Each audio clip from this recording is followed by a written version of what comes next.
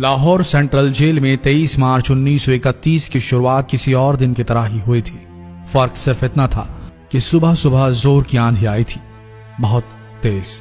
लेकिन जेल के कैदियों को थोड़ा अजीब सा लगा जब 4 बजे ही वार्डन चरत सिंह ने उनसे आकर कहा कि वो अपनी अपनी कोठरियों में चले जाएं। उन्होंने कारण नहीं बताया था। उनके मुंह से सिर्फ ये निकला कि आदेश ऊपर से है। अभी कैदी सोच ही रहे थे कि माजरा क्या है। जेल का नाई बरकत हर कमरे के सामने फुसफुसाते हुए गुजरा कि आज रात भगत सिंह, राजगुरु और सुखदेव को फांसी दी जाने वाली है। उस क्षण की निश्चिंता ने उनको झकझोर कर रख दिया।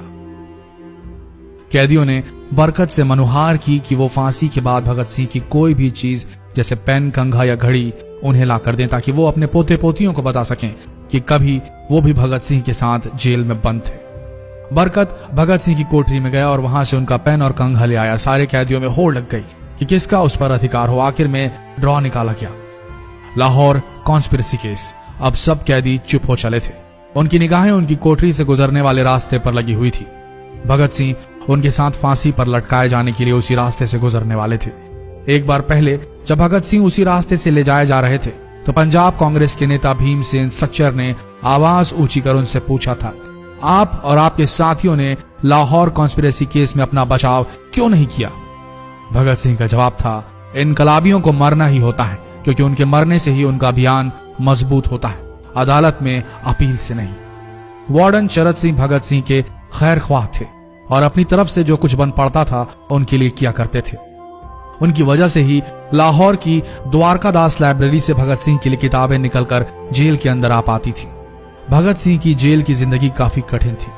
किताबें पढ़ने का शौक हो चला था उन्हें कि एक बार उन्होंने अपने स्कूल के साथी जयदेव कपूर को लिखा था कि वो उनके लिए कार्ल लिब्नेख्त की मिलिट्रिज्म, लेनिन की लेफ्ट विंग कम्युनिज्म और ऑप्टन सिंक्लेयर का उपन्यास द स्पाई कुलबीर के जरिए भिजवाएं। भगत सिंह जेल की कठिन जिंदगी के आदी हो चले थे। उनकी कोठरी नंबर 14 का फर्श पक्का नहीं था, उस पर घास उगी हुई थी। कोठरी में बस इतनी ही जगह थी कि उनका 5 फुट 10 इंच का शरीर बमुश्किल उसमें लेट पाए। भगत सिंह को फांसी दिए जाने से 2 घंटे पहले उनके वकील प्राणनाथ मेहता उनसे मिलने पहुंचे। मेहता ने बाद में लिखा कि भगत सिंह अपनी छोटी सी कोठरी में पिंजड़े में बंद शेर की तरह चक्कर लगा रहे थे। इनकलाब जिंदाबाद। उन्होंने मुस्कुराकर मेहता को स्वागत किया और पूछा कि आप मेरी किताब रिवोल्यूशनरी लेनिन लाए या नहीं। जब मेहता ने उन्हें किताब दी तो वे उसे उसी समय पढ़ने लगे मानो उनके पास अब ज्यादा समय न बचा।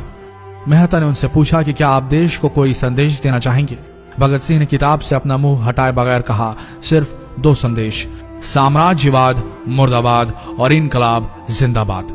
इसके बाद भगत सिंह ने मेहता से कहा कि वो पंडित नेहरू और सुभाष चंद्र बोस को मेरा धन्यवाद पहुंचा दे जिन्होंने मेरे केस में गहरी रुचि ली थी। भगत सिंह से मिलने के बाद मेहता राजगुरु से मिलने उनकी कोठरी पहुंचे। राजगुरु के अंतिम शब्द थे, हम लोग जल्द मिलेंगे। सुखदेव ने मेहता को याद दिलाया कि वो उनकी मौत के बाद जेलर से वो कैरम बोर्ड ले लें जो उन्होंने उन्हें कुछ महीने पहले दिया था।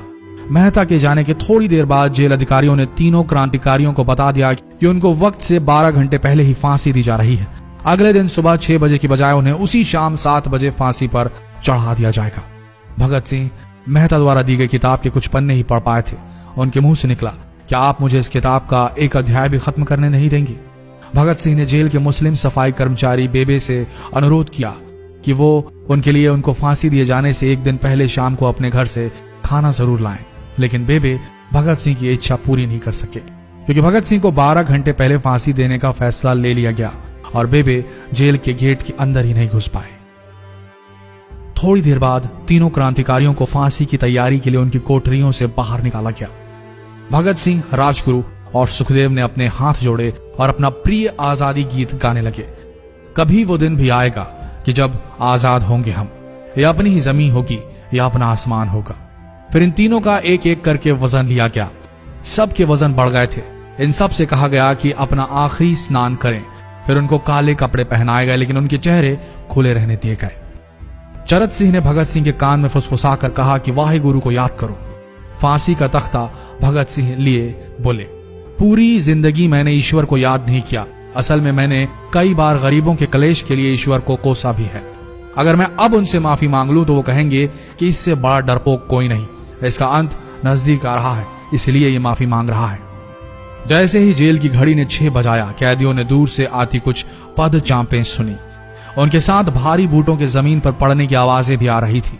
साथ में एक गाने का भी दबा स्वर सुनाई दे रहा था, सरफरोशी की तमन्ना अब हमारे दिल में है। सभी को अचानक जोर जोर से इनकलाब जिंदाबाद और हिंदुस्तान आजाद हो के नारे सुनाई देने लगे। फांसी का तख्ता पुराना था, लेकिन फांसी देने वाला काफी तंदुरुस्त। फांसी देने के लिए मसीह जल्लाद को लाहौर के पास शाहदरा से बुलवाया गया था। भगत सिंह इन तीनों के बीच में खड़े थे। भगत सिंह अपनी मां को दिया गया वो वचन पूरा करना चाहते थे कि वो फांसी के तख्ते से इनकलाब जिंदाबाद का नारा लगाएंगे। लाहौर जिला कांग्रेस के सचिव पिंडी दास सोंधी का घर लाहौर सेंट्रल जेल से बिल्कुल लगा हुआ था। भगत सिंह ने इतनी जोर से इनकलाब जिंदाबाद का नारा लगाया कि उनकी आवाज सोंधी के घर तक सुनाई थी। उनकी आवाज सुनते ही जेल के दूसरे कैदी भी नारे लगाने लगे। तीनों युवा क्रांतिकारियों के गले में फांसी की रस्सी डाल दी गई, उनके हाथ और पैर बांध दिए गए। तभी जल्लाद ने पूछा, सबसे पहले कौन जाएगा? सुखदेव ने सबसे पहले फांसी पर लटकने की हामी भरी। जल्लाद ने एक एक कर रस्सियां खींची और उनके पैरों के नीचे लगे तख्तों को पैर मारकर हटा दिया।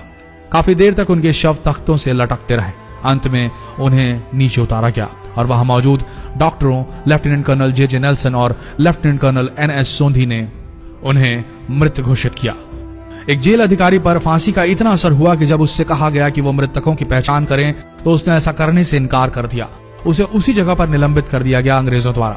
एक जूनियर अफसर ने यह काम अंजाम दिया। पहले योजना थी कि इन सब का अंतिम संस्कार जेल के अंदर ही किया जाएगा, लेकिन फिर यह विचार त्यागना पड़ा जब अधिकारियों को आभास हुआ कि जेल से धुआं उठते देख बाहर खड़ी भीड़ जेल पर हमला कर सकती है। इसलिए जेल की पिछली दीवार तोड़ी गई। उसी रास्ते से ट्रक जेल के अंदर लाया गया और उस पर बहुत अपमानजनक तरीके से उन शवों को एक सामान की तरह लाद दिया गया। पहले तय हुआ था कि उनका अंतिम संस्कार रावी के तट पर किया जाएगा, लेकिन रावी में पानी बहुत ही कम था, इसलिए सतलज के किनारे शवों को जलाने का फैसला लिया गया। उनके पार्थिव शरीर को फिरोजपुर के पास सतलज के किनारे लाया गया। तब तक रात के 10 बज चुके थे। इस बीच उप पुलिस अधीक्षक कसूर सुदर्शन सिंह कसूर गांव से एक पुजारी जगदीश अचरज को बुला लाए।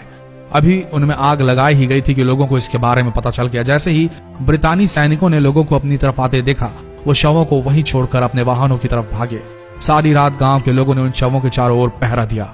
अगले दिन दोपहर के आसपास जिला मजिस्ट्रेट की दस्तखत के साथ लाहौर के कई इलाकों में नोटिस चिपकाया गया, जिसमें बताया गया कि भगत सिंह, सुखदेव और राजगुरु का सतलज के किनारे हिंदू सिख रीति से अंतिम संस्कार कर दिया गया है। तो ये थे भगत सिंह की जिंदगी के वो 12 आखिरी घंटे। आशा करते हैं इस वीडियो में सुनाई गई ये कहानी आज युवा पीढ़ी के दिलों में मर चुके देशभक्ति को जगाने में कामयाब होंगे। जितना हो सके इस संदेश को पूरे देश में पहुंचाएं। इस वीडियो को शेयर करें फेसबुक पर, व्हाट्सएप पर, और हो सके तो इस पेज को फॉलो करें ताकि ऐसे ही वीडियोस आप तक सही समय पर पहुंच सके। मिलते हैं अगले वीडियो में, तब तक के लिए आप सबका धन्यवाद।